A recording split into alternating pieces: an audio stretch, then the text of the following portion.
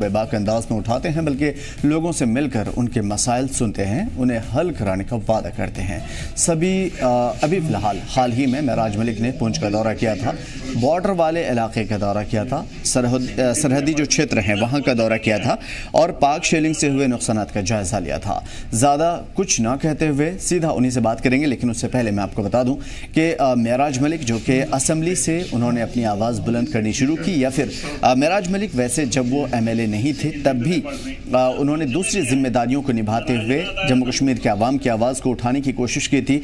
और आम आदमी पार्टी की जानिब से वाहिद MLA हैं जो कि असम्बली में आम आदमी पार्टी की कमान संभाले हुए हैं और लोगों के जो जज्बात हैं, लोगों की जो बातें हैं उसे उठाने की लगातार कोशिश करते रहते हैं। तो फ़िलहाल जो सरहदी इलाक़ों के मसाइल हैं ख़ास तौर पे उनसे बातचीत करने की कोशिश करेंगे और जो इल्ज़ामात लगे हैं उनके बारे में भी जानने की कोशिश करेंगे। महराज मलिक ये जो तस्वीर है ख़ास तौर पे उन इलाक़ों की है जहाँ पे लगातार पाक की जानिब से शेलिंग के नतीजे में नुकसानात हुए थे। लोगों से मुलाकात की। महराज मलिक वैसे तो आवाम के काफ़ी ज़्यादा पसंदीदा हैं, लेकिन सियासी मुहाज़ों पर आमतौर पे माना जाता है कि वो अपने जज्बात से आवाम को अपनी तरफ करने की कोशिश करते हैं। क्या कुछ सच्चाई है वो सारी चीज़ें जानेंगे, लेकिन उससे परे हट करके आपको बता दूं कि सरहदी इलाक़ों में जो नुकसानात हुए हैं उन तमाम तर चीज़ों में महराज मलिक का एक बयान, एक स्टेटमेंट जो काफ़ी ज़्यादा वायरल भी हुआ और लोगों ने सराहना भी की, वो ये कि जो भी काम हो रहे हैं, ख़ास तौर पे बातें ही चल रही है सरहदी इलाक़ों में, शेलिंग, जायज़ा लेना, रिपोर्ट तैयार करना और उस हवाले से लोगों से मिलना, वहाँ क्या कुछ कैफियत है, लोगों के हालात क्या हैं, मसाइल क्या हैं, कितना नुकसान हुआ, कितनी क्षति हुई है, उन तमाम तर चीज़ों में सभी पार्टियाँ आ रही हैं, जा रही हैं, हालात का जायज़ा ले रही हैं, रिपोर्ट बनने की बात की जा रही है, लेकिन ना ही स्टेट गवर्नमेंट ने, ना ही सेंट्रल गवर्नमेंट ने अब तक किसी भी तरह के एक्स ग्रेशिया या फिर किसी भी तरह की माली मदद की बात कही है। हालांकि जिन लोगों की मौत हुई है इस हादसे में, इस इंसिडेंट के दौरान, उनके बारे में LG मनोज सिन्हा ने कहा कि उनके घर के एक फ़र्द को नौकरी दी जाएगी। फ़िलहाल ऐसा हुआ नहीं है, तो ये भी एक वादा है। और उसके अलावा नेशनल कॉन्फ्रेंस लगातार उन इलाक़ों का दौरा कर रही है, मदद की बात कही जा रही है।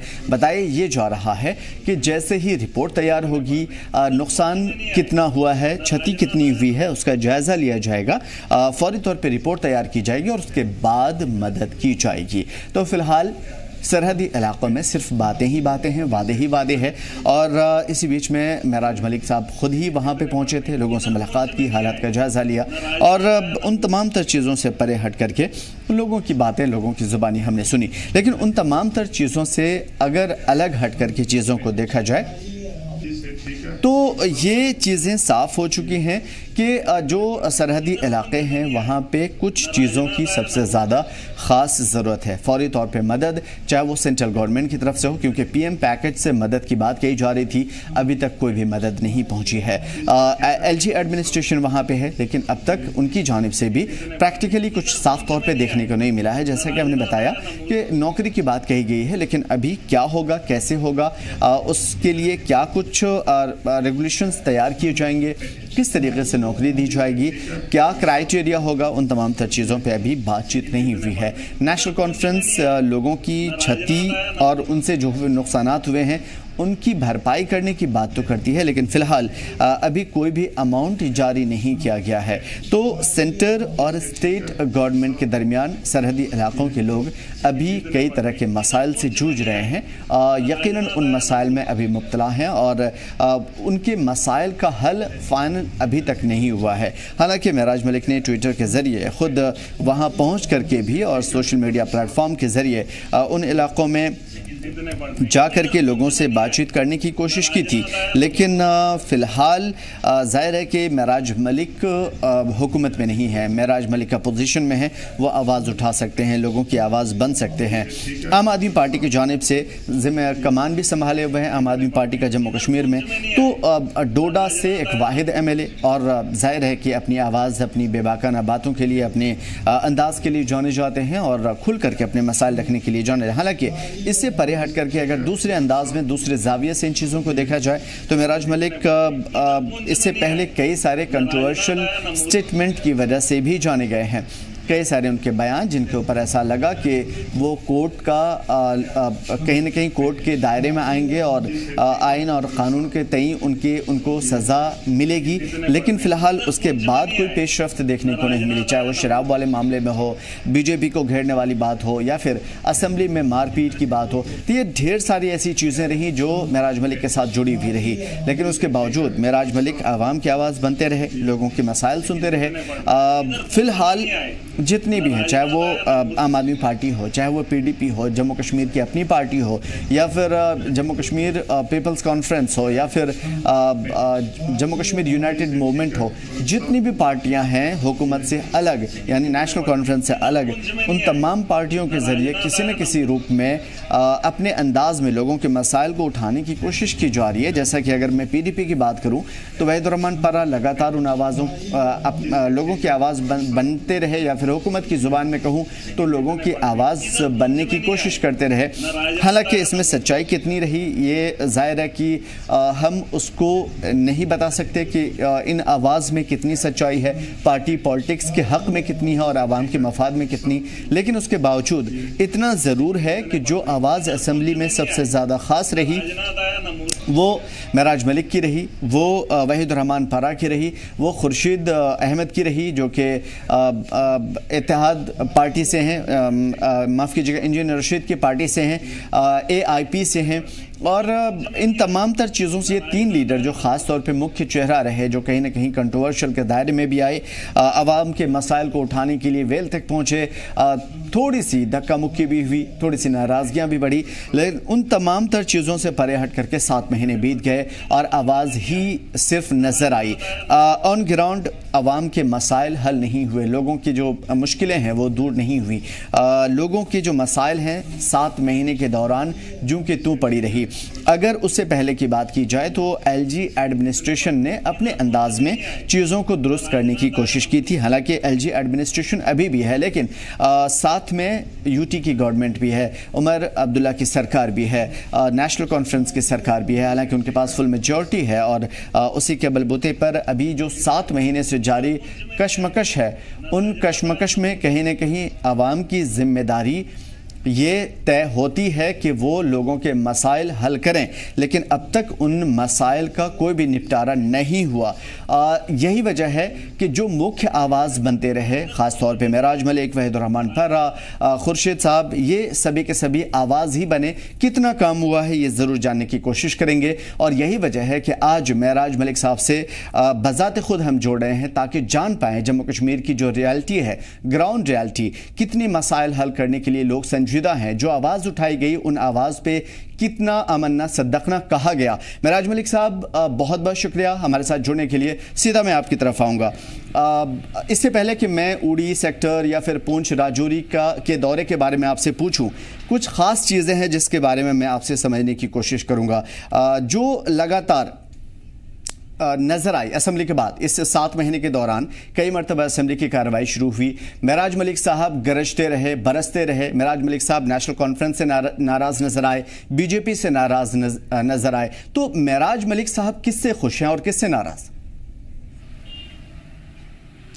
देखिए, आवाम जब नाराज़ होती है तो महराज में नाराज़ होता है, इसमें कोई दो राय नहीं है। आवाम के मसाइल हैं, उनके वादे किए थे, उनके मसाइल का अजाला करेंगे। लोकतंत्र तरीके से एक वोट पड़ा था, मैंडेट मिला था, लेकिन सरकार को दबाने की कोशिश जो है भाजपा सरकार ने की। LG का शासन लगा लिया और LG के दौरा यहाँ पर फिर से अगर सरकार बनने के बाद फैसले होंगे तो कहीं ना कहीं लोगों के मसाइल हल होना मुझे नहीं लगता है कहीं ना कहीं पॉसिबल होता। जब सरकार बनी थी तो मैंडेट आवाम ने सरकार को दिया था, तो सरकार के हाथ खुले देने चाहिए थे ताकि लोगों के काम ज़मीनी सतह पर होते। आज भी LG के शासन में रहकर हम लोग जो हैं इन चीज़ों से जूझ रहे हैं। आप देखेंगे जल जीवन का जहाँ तक मामला है, ये एक मिशन था, वो मिशन 50 साल का 40 साल का था, लेकिन वो मिशन फेल हुआ है बनने से पहले ही। आज भी लोगों के यहाँ घरों के अंदर पानी नहीं है। अब उस सिस्टम को ठीक करने के लिए हमें 5 साल पीछे जाना पड़ेगा, क्योंकि जब से ये मिशन शुरू हुआ था तब भाजपा की LG की सरकार रही थी और उस मिशन में जो है फेलियर हुआ है। आप मुझे बता दीजिए, इतना पैसा लगाने के बाद हम लोगों को वो पानी कैसे आप दस्तयाब करेंगे, है ना? एजुकेशन का इंफ्रास्ट्रक्चर कई सालों से ठप का ठप पड़ा हुआ है, उसे बेहतर करने के लिए सरकार बनी थी, सरकार के हाथ बांध दिए हैं, अभी तक पैसा नहीं आया, 5वां महीना होने को जा रहा है। पिछले 5 साल में अगर आप देखेंगे तो सबसे ज़्यादा पैसा लैप्स हुआ है। सेविंग जितना भी रहता था वो कभी यहाँ पर यूटिलाइज नहीं हुआ। यहाँ पर जो पैसा असली था उसकी पेमेंट भी आखिरी हफ्ते में हुआ करती थी, लेकिन फिर भी हम इस साल जो है पुराने पैसे का हिसाब दे रहे हैं। तो नए साल में क्या ही काम करेंगे? अगर इस साल 100 रुपया है तो उसमें हमें भरपाई 60 रुपये की पुराने की करनी है। हालांकि बिल पड़े हुए थे ट्रेजरी में, पैसा पड़ा हुआ था, लेकिन रिलीज़ नहीं हुआ। देखिए ये फेलियर रहा है, इनकी कोशिश रही है। बिहार दिवस मनाया गया, यूपी दिवस मनाया गया जम्मू कश्मीर के अंदर, उससे साफ जाहिर है भाजपा का एक इंटेंशन है कि जम्मू कश्मीर को जो है अब बिहार के तर्ज पे लाया जाए और बिहार को जो है जम्मू कश्मीर के तर्ज पे खड़ा किया जाए। देखिए भाजपा को इसमें इंटरफेयर नहीं करना चाहिए था। जब मैंडेट था, जमहूरियत थी, तो सरकार को काम करने देना चाहिए था। एलजी से मेरी गुजारिश भी रही है, अब मैं चाहता हूँ कि एलजी का उतना इंटरफेयर नहीं रहे, क्योंकि पब्लिक जो है सवाल हमसे पूछ रही है, हम जवाब देंगे, क्योंकि मैंडेट उन्होंने हमें दिया है, एलजी को नहीं दिया है। ठीक है, लेकिन एक मेरा साहब एक बहुत बड़ा मसला जो मसाइल आपने गिनवाए, मैं एक एक करके उसके बारे में पूछूंगा आपसे डीपली, लेकिन मैं उससे पहले एक और सवाल जो आमतौर पे पॉलिटिकल पार्टियों के जरिए ये पूछा जाता है कि महराज मलिक साहब यकीनन बेबाक आवाज़ हैं, लेकिन उसके बावजूद अपनी बेधड़क जो आवाज़ है उसके जरिए अवाम को अपनी तरफ करना चाहते हैं, पार्टी को मजबूत करना चाहते हैं, अवामी मसाइल से उनको कोई सरोकार नहीं। देखिए मुझे पार्टी को मजबूत नहीं करना है, मुझे आम नागरिक को मजबूत करना है। जो उसके हुकूक हैं वो उससे ना छीने जाए। जो इंसान दुनिया के अंदर जन्म लेता है उसके कुछ हुकूक हैं, और उन हुकूक को छीनने की कोशिश कहीं सरकार करती है, कहीं पॉलिटिशियन करती है और कहीं ब्यूरोक्रेट करती है। इसलिए मैं लड़ रहा हूँ, मैं लोगों को सक्षम बना रहा हूँ, अपने हक के लिए लड़ने के लिए वो तैयार हो जाए। मैं कोई पॉलिटिकल पार्टी को बनाने की कोशिश नहीं कर रहा हूँ। अगर पॉलिटिकल पार्टी का बनाने का ख्वाहिशमंद होता तो 10 साल में आम आदमी पार्टी में संघर्ष नहीं करता। मैं लोगों को बनाने का ख्वाहिशमंद हूँ। जिस दिन लोग समझ जाएंगे कि हम वोट क्यों दे रहे हैं और हमारा इस देश के अंदर हक क्या है और आइन किसके लिए है, आइन यहाँ नेताओं के लिए है, आइन यहाँ ब्यूरोक्रेट्स के लिए है, आइन यहाँ बड़े लोगों के लिए है। एक आम आदमी को कोई भी फ़ायदा इस आइन से नहीं हो रहा है। जिसके हाथ में ताकत दी है वही एक आम आदमी पर बरसाने की कोशिश कर रहा है। कानून में बैठकर कानून में बैठा हुआ आदमी एक मजलूम पे कानून का इस्तेमाल करता है, लेकिन उस बड़े शख्स को पूछने वाला कानून के हाथ कम पड़ जाते हैं, कमज़ोर पड़ जाते हैं। बात वो नहीं है। महराज को पॉलिटिक्स नहीं करनी है। अगर मुझे करनी होती तो मुझसे पहले जो पॉलिटिशियन है वो लोगों के मसाइल हल करे ना। आपने जम्मू कश्मीर की बात की, अब तक अमन नहीं ले पाए, बड़े बड़े वादे हुए। इन्होंने कहा आतंकवाद को ख़त्म करें, नहीं किया। आप देखिए हज़ारों नौजवान इस वक्त जेलों के अंदर हैं। जहां हम टूरिज़्म देखना चाहते थे वहां इन्होंने टेररिज्म लाया। आप मुझे बताइए, कश्मीर का हर आदमी परेशान है टेररिज्म से, लेकिन टेररिज्म के नाम पे राजनीति कश्मीर के अंदर इतने जोरों पे हो रही है। भाजपा तो सिंदूर के नाम पे इस वक्त कैंपेन चला रही है, बिहार इलेक्शन में चुनाव लड़ रही है। जब जब कश्मीर के अंदर आतंकी हमला होता है तब तब देश के अंदर चुनाव होता है, और मोदी इस तर्ज पे चुनाव लड़ रहा है। जहां जवाब देने की बात आती है वहां हिंदुस्तान की सियासत कमजोर पड़ जाती है। मुझे एक सवाल पूछना है चाहता हूं देश के लोगों से। मीडिया को तो अपना एक रोल है, आप तो इनको बम्पर एक ऑफर देते हैं। लोगों के जहनों को आप बदलने के लिए सरकार से ज़्यादा या पॉलिटिकल पार्टी से ज़्यादा काम करते हैं। एक सवाल पूछना चाहता हूं, इधर हमारी एक क्रिकेट टीम है, रोहित शर्मा उसका कैप्टन है। जब वो मैदान में जाते हैं हज़ारों समर्थन उसको मैच को देखते हैं। अब मुझे बताओ कि उस ग्राउंड के अंदर रोहित शर्मा को खेलना है कि लोगों को खेलना है? चाहे हमारी आबादी के लिहाज से एक बहुत बड़ा वर्ग है, लेकिन जिसको हमने कैप्टन बनाया है उसी कैप्टन की जिम्मेदारी उस मैच को खेलने की है। वही बात मोदी जी की है। हमने एक बहुत बड़ा मैंडेट मोदी जी को दिया था, पाकिस्तान का मुकाबला आज करना चाहिए था। आप 1971 को याद कीजिए, आप 2025 को देख लीजिए, आप पुलवामा का हमला देख लीजिए, पहलगाम का हमला देख लीजिए। इन्होंने चढ़ चढ़ कर बोला था आतंकवाद को हम जड़ से खत्म करेंगे, लेकिन नहीं कर पाए। उसके बरकस जेलों के अंदर हमारे नौजवानों को भरा। आप अमन नहीं ला पाए, आप लोगों को रोजगार नहीं दे पाए, आप लोगों की जरूरियात पे काम नहीं कर पाए, तो किस तर्ज पे आप चुनाव लड़ रहे हैं? देश जानती है, देश जानती है, देश मानता है। इन्होंने कहा था 56 इंच का सेना है, पाकिस्तान को जवाब देंगे, लेकिन नहीं दे पाए, नाकाम हो गए। मीडिया ने उससे ज़्यादा काम किया है, जितना मोदी को करना था उससे ज़्यादा काम नेशनल चैनल्स ने किया। आप कराची में घुसे, आपने मुनीर उसको अंदर भी कर दिया, आपने वहाँ क्रिकेट का मैदान भी वहां पर अपनी टीम को बनाने, टीम को भी लेकर गए। देखिए बहुत सारी चीजें जो बारीकी से समझनी है। नफरत से ये देश नहीं चलाया जा सकता है, टेररिज्म से हम तरक्की नहीं कर सकते तो हैं। जो इलाकाई कश्मीर का मसाइल है नौजवान वहां से इस पे शुरू कर चाहता लेते हैं, है क्योंकि अमन। आपने बड़े बड़े मसाइल उठाए, बिल्कुल उसके ऊपर आप हक बजा है, लेकिन अमन नहीं है सर मेरी बात सुन लीजिए। जी। मामला ये है, यहाँ पे बारूद चला, आपने टीवी में देखा, लेकिन हमने लाइव देखा, यहाँ खौफ से लोग मर रहे हैं और कई सालों से लगातार ये चीजें चल रही हैं। आप इस बात को नहीं बोल सकते हैं। और कश्मीर के अंदर जिन नेताओं ने इस तर्ज पे राजनीति की वो भी जिम्मेदार हैं, और देश की सरकार जो काम कर रही है वो भी इसकी जिम्मेदार है। मैंने एक साफ बात बोली है कि हिंदू को कम्युनिटी को इकट्ठा करके देश के अंदर राजनीति कर रहे हैं, मुस्लिम्स के अंदर नफरत डालने का काम कर रहे हैं। बाबा का बुलडोजर अगर छोटे झुग्गियों पे चलाने का काम यूपी के अंदर हो सकता है, तो मुझे बताओ टैंकों को क्यों रोका गया सरहदों पे जब पाकिस्तान को जवाब देने की बात आती थी। मैंने पाकिस्तान को भी कहा है कि पाकिस्तान को ये 3-3, 4-4 लोग लाकर यहां पर हम लोगों को क्यों परेशान कर रहा है। हम अमन चाहते हैं,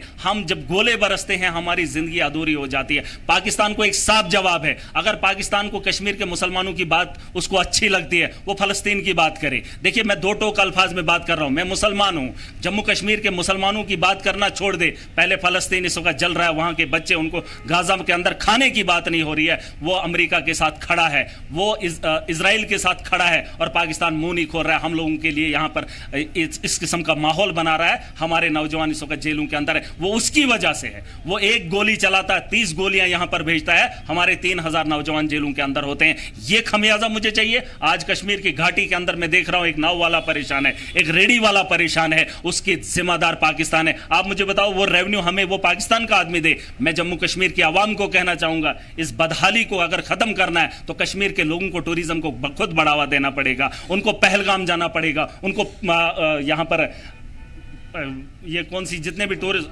सोनमर्ग, गुलमर्ग, जितनी भी चीज जगह हैं वहां पर यहाँ के लोगों को जाना पड़ेगा। टूरिज्म को अब हम जम्मू कश्मीर के लोग खुद प्रमोट करेंगे। देश के लोग डरे हुए हैं, आप सोच लीजिए उन लोगों का क्या हाल हो जिनने गोले देखे हैं। अरे डोमिसाइल वाले तो दूसरे ही मेरा साहब, अभी जो मीटिंग हुई थी आपकी सरकार ने एक बार भी नहीं बोला। डोमिसाइल वाले अभी जंग भी नहीं हुई थी, भाग गए, लेकिन जो स्टेट सब्जेक्ट वाला था वो आज भी यही है, वो झेल रहा है, वो अपनी परेशानियों से लड़ रहा है। जिस डोमिसाइल को लाना चाहते थे वो डोमिसाइल वाले वो कहां है इस वक्त। कश्मीर के अंदर इस वक्त ना टूरिस्ट है और ना डोमिसाइल वाला है। मैं चाहता हूं ये लोग आए, पूरा देश यहां पर आए और टूरिज्म को बढ़ावा दे और पाकिस्तान को जवाब दे। मोदी ने जवाब नहीं दिया, हमने ताकत से। सर मोदी जी जिम्मेदार हो सकते हैं, मेरा साहब, मोदी जी जिम्मेदार हो सकते हैं, लेकिन सवाल यह है कि अभी जो 7 रेजोल्यूशन हुकूमत ने पास किया उसमें आपकी स्टेटहुड के लिए बात तो हो सकती है कि अवाम के जज्बात ये हैं, अवाम के जज्बात से खिलवाड़ किया जा रहा है, लेकिन अभी अवाम की जो मसाइल हैं जिसके बारे में आप जिक्र कर रहे हैं उस पर बात नहीं होती। सुन लीजिए, आप ये मत बताइए स्टेटहुड हमारा हक है, स्टेटहुड हमारा हक है, ये मैंडेट है। ये जम्मू कश्मीर के अंदर ये चीजें तानाशाही नहीं होनी चाहिए, ब्यूरोक्रेसी जो है कंट्रोल सेंटर करे। मैं ये चाहता हूं, आप सुन लीजिए मेरी बात। ये लोग कह रहे हैं कि तब तक हम स्टेटहुड नहीं देंगे जब तक ना अमन होगा, जब तक ना आतंकवाद खत्म होगा। इनको बोलो तुमने सरहदों को मजबूत क्यों नहीं किया, आपने पुलवामा का हमला क्यों करवाया, आपने पहलगाम के अंदर निहत्थे लोगों के कत्ल क्यों होने दिए, और ये जवाब हमसे सुनना चाहते हैं। अब जब पाकिस्तान को जवाब देने का वक्त आ गया था, बिहार की रैली में मोदी ने बाहें फैलाकर कहा था पूरी ताकत से जवाब दूंगा। पूछना चाहता हूं कि 48 घंटे पाकिस्तान के साथ मिलकर अमेरिका के अंदर बातचीत क्यों हुई। पूछना चाहता हूं, जबकि कश्मीर से लोग पलायन कर रहे थे अलग अलग सेफ जगहों पे जाने के लिए, और ये लोग बातचीत कर रहे थे पाकिस्तान के साथ क्या अमन लाएंगे। कौन सा अमन, जब बातचीत पाकिस्तान नहीं करना चाहता है, जब लड़ाई से वो बात नहीं मानना चाहता है, तो मुझे बताओ किस तरीके पे। मैं 4 चीजें बोलूंगा। अपनी सरहदों को मजबूत कीजिए ताकि आतंकवाद अंदर ना आए और जंग का माहौल ना बने, पहली बात। दूसरी बात, अगर बातचीत से हो सकता है तो बातचीत कीजिए। अगर आपकी फॉरेन पॉलिसी जिसको आप कूटनीति कहते हो, उस कूटनीति में मोदी का फेलियर रहा, 200 से ज्यादा बार वो विदेशों में चला गया, आज उसी का डोनाल्ड ट्रंप, उसी का दोस्त पाकिस्तान के साथ खड़ा होता है, कूटनीति में फेल हो गया। आखिरी ऑप्शन है कि जंग कीजिए, हमें अमन चाहिए और जंग से अमन होगा, उसके अलावा कोई ऑप्शन नहीं। हम जूझ रहे हैं, हम हर रोज मर रहे हैं, हमें इस मौत नहीं मरना है। हम हम पर बैठे हैं कि कब पाकिस्तान गोला बारूद किया। जब सीज फायर हुआ, सीज फायर का उल्लंघन उसके बाद हुआ, और जितनी शेलिंग सीज फायर के बाद पाकिस्तान ने की उसका अंदाजा आपको नहीं हो सकता है। पूछ लीजिए पुंछ में बीजेपी के लोग क्या बात करेंगे। राजनाथ कश्मीर घाटी में पहुंचता है, पुंछ में क्यों नहीं गया। बीजेपी के वो नेता क्यों नहीं गए पुंछ के अंदर जहां लोगों की जाने गई। आपने कहा पहलगाम का हमने बदला लिया। मैं पूछना चाहता हूं 15 लोगों की जो मौत उसके बाद हुई उसका बदला मोदी ने क्यों नहीं लिया। यह सवाल देश पूछता है। और आपने जवाब देने के बजाय सीज फायर किया। आपने कहा पानी बंद करेंगे, खिताई चनाब से मैं आता हूं, आप उस पानी को बंद नहीं कर सकते हैं। दावे के साथ बता रहा हूं, आप देख लीजिए कि चनाब का पानी इस वक्त भी पाकिस्तान बह रहा है। आप नहीं रोक सकते हो। आप लोगों को झूठ क्यों बोल रहे हो? आप लोग इस देश को लूटने में, इन लोगों को बेवकूफ बनाने में कोई भी कसर नहीं छोड़ रहे। बीजेपी तो कह रही है कि हमने कश्मीर में बराबर की डेवलपमेंट कार्य करवाए, कमी आपने भी नहीं छोड़ी। मलिक साहब, इनका कहना है, बीजेपी का कहना है सेंट्रल गवर्नमेंट का कैसे होगी? मेरा साहब, बीजेपी का कहना है कि लगातार जो भी डेवलपमेंट कार्य हुए वो जम्मू कश्मीर में बराबर के हमने करवाए, उसको पीछे नहीं छोड़ा। आप मुझे एक बात बताइए जी, एक सुन लीजिए, डेवलपमेंट दो चीजें आप सुन लीजिए, मोटी मोटी डेवलपमेंट गिनाऊंगा भाजपा की।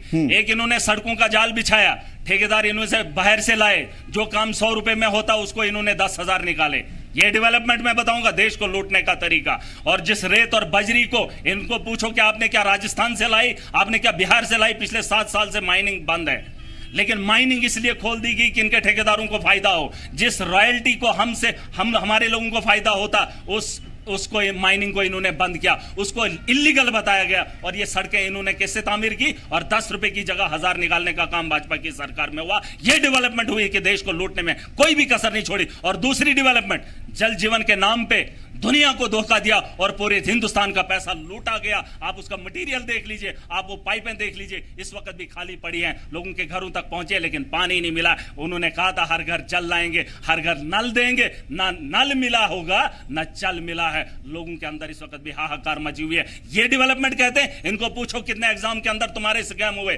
भाजपा कभी भी खड़ी नहीं हुई। इन्होंने वादा किया था एसपीओ को परमानेंट करेंगे, कैजुअल लेबर को परमानेंट करेंगे। बताए मुझे, मोदी का शासन रहा, एलजी का शासन रहा, जम्मू कश्मीर बदहाली से निकला? यह सवाल इनसे पूछे। इनने शराब के ठेके खोले, और ऐसे ठेके खोले, इन्होंने पॉलिसी लाई शराब की, और देख लीजिए डुप्लीकेट शराब बेची जा रही है, लेकिन इनको पूछने वाला कोई नहीं। और उनके ठेकेदार भाजपा के हैं, भाजपा के एमएलए, भाजपा के कार्यकर्ता, वो इसके जिम्मेदार हैं। और सवाल आप पूछ रहे हैं, आपने जम्मू कश्मीर के अंदर डेवलपमेंट की, ना आतंकवाद रुका, ना करप्शन रुकी, ना रोजगार मिला। आप बता दीजिए कौन सी डेवलपमेंट की? इनने माफिया लाया है।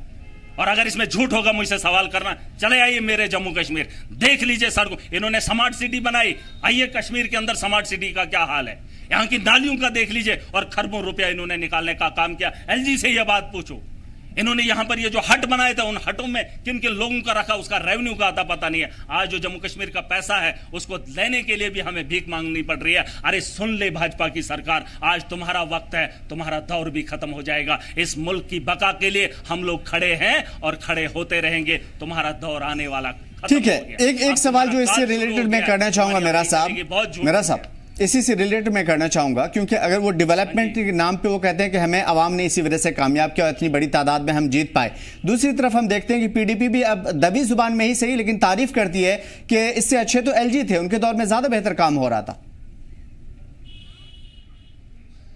देखिए ये सच है, अब तानाशाह जब बना हो किसी देश का तो उसमें क्या ही कर सकते हैं। लोकतंत्र का गला घोंटा गया है। ये सही बात है कि एलजी जो चाहता है वही हो रहा है। यही मोदी है और यही ये देश नहीं चाहता है। अगर मोदी प्रधानमंत्री है तो उसको ये भी समझना चाहिए जम्मू कश्मीर के अंदर लोकतंत्र के हिसाब से सरकार बनी थी।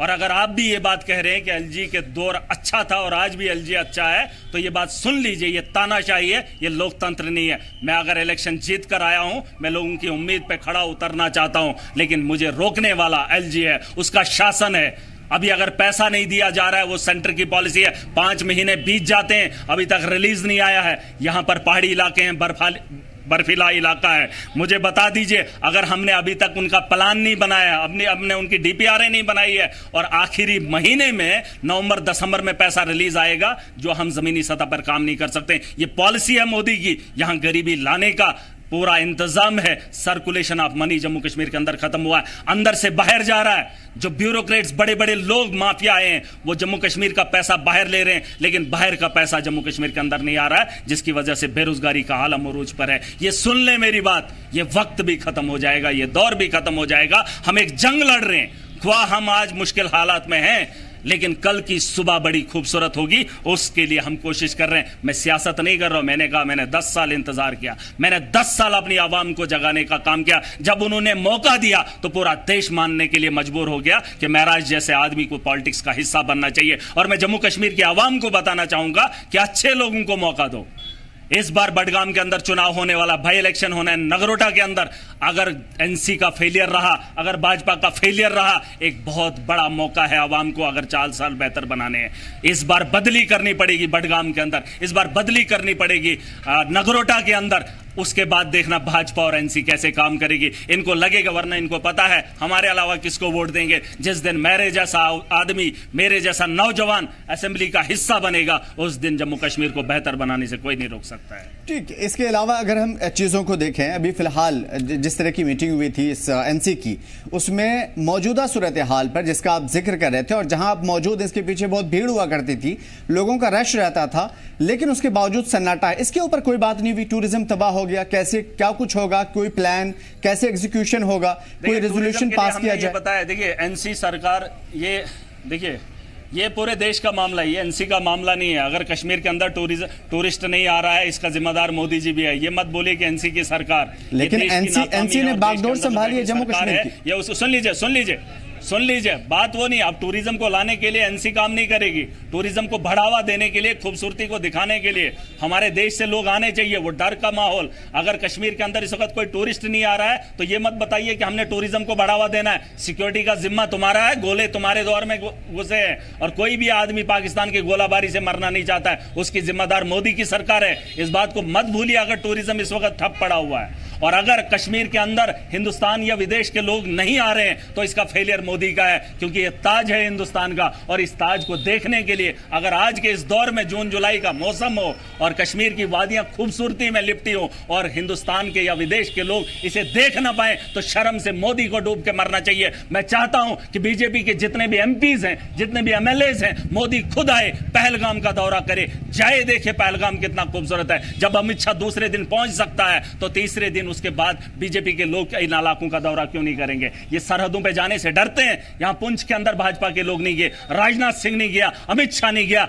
दिल्ली में बैठकर बातें करना आसान है और कश्मीरों पे इल्जाम लगाना आसान है कि तुम बंदूक वालों को, आतंकवादियों को खाना खिलाते हो। मोदी को पूछ लीजिए, 3 दिन जब जंग चली, चौथे दिन मजबूरी क्यों हुई कि आपको जंगबंदी करनी पड़ी? जब मुसलमानों के, क्या कश्मीरियों के गनपट्टी पे बंदूक होती है तो खाना खिलाना मजबूरी है।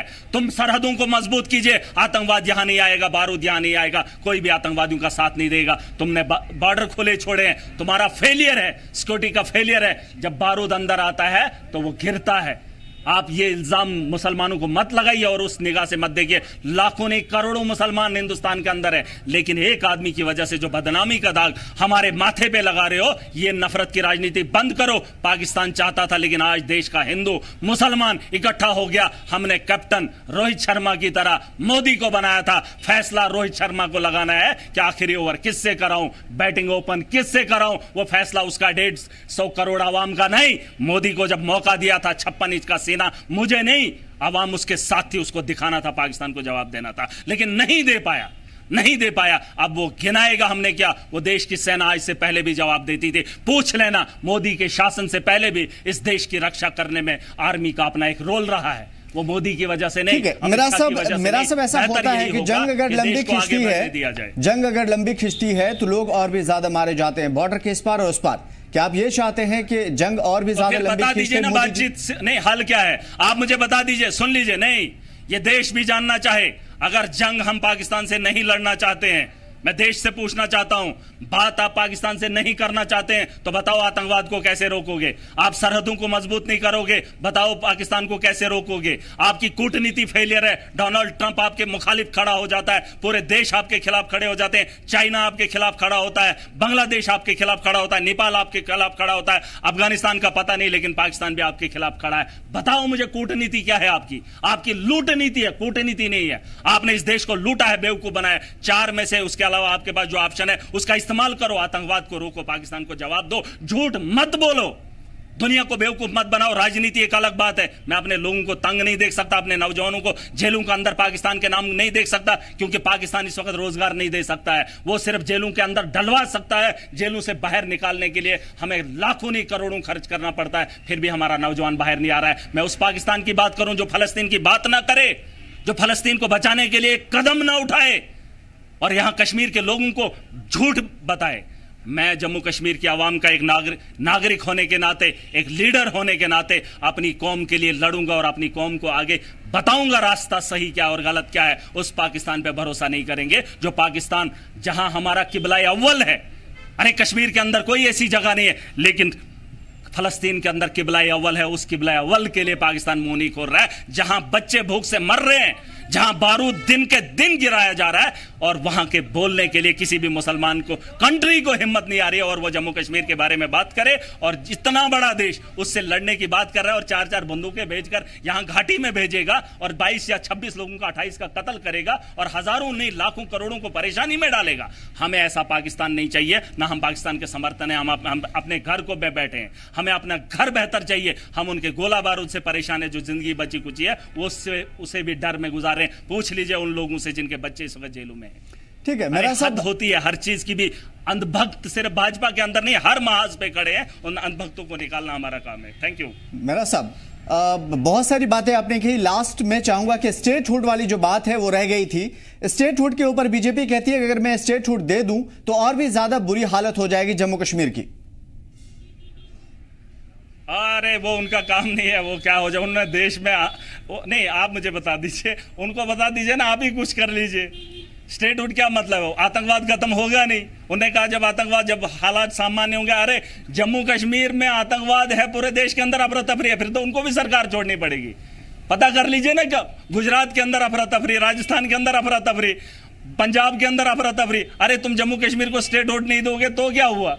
अरे तुमने तो देश को खतरे में डाला। आतंकवाद से पूरा देश खतरे में। मुंबई के अंदर जो अटैक हुआ, मुंबई को क्या आप बोलोगे नहीं इसको घोषित ड्यूटी कर दो? अरे पाकिस्तान मुंबई में जब हमला किया कितने लोगों को मारा, कितने लोगों को? आतंकवादी का कोई धर्म नहीं होता, और जिस जगह पे घुस जाए और कौन इसका शिकार बने उससे किसी को नहीं पता। आप आतंकवाद को नहीं रोक सकते हो। लोगों ने मैंडेट दिया है जमहूरी अंदाज से, इस हिंदुस्तान के आईन में रहकर लोगों ने मैंडेट दिया है। आप अपनी जिम्मेदारी निभा दीजिए। हमें इस मुल्क की बका के लिए काम करना आता है, और तुम अपना ये मत पल्लू झाड़ो। अरे अगर तुमने इतना ही करना है तो रोक दीजिए ना आतंकवाद को, रोक दीजिए ना पाकिस्तान को। झूठ क्यों बोल रहे हो हमने पानी रोका? किसने रोका? अरे कहां से रोकोगे? ये क्या कोई लिफाफे में बंद करने वाला, ना देने वाला पानी है क्या? अरे ये पहाड़ों से निकलने वाली वो नहरें हैं जिसका रास्ता तुम नहीं रोक सकते हो। और इस भरम में मत रहो कि लोगों को झूठ बोलकर तुम राजनीति करोगे। सच बोलो। अगर बातचीत नहीं कर सकते हो तो हमला करो। अगर हमला नहीं कर सकते सरहदों को मजबूत करो। अगर सरहदों को मजबूत नहीं कर सकते हो तो कूटनीति ऐसी लाओ कि पाकिस्तान के साथ कोई मुल्क खड़ा ना हो, ताकि उसे एटम बम बेचना पड़े, वो गरीबी और मुफलसी में अपनी जिंदगी गुजारे और हम अमन से रहें। तुम सब जगह हर महाज में फेल हो। तुम जम्मू कश्मीर का फैसला नहीं कर सकते। स्टेटहुड हमें चाहिए। हमने मैंडेट लिया, हम सरकार चलाने के अहल हैं। हम जम्मू कश्मीर को बेहतर बनाएंगे और इस देश को आगे बढ़ाने में अपना रोल अदा करेंगे। बहुत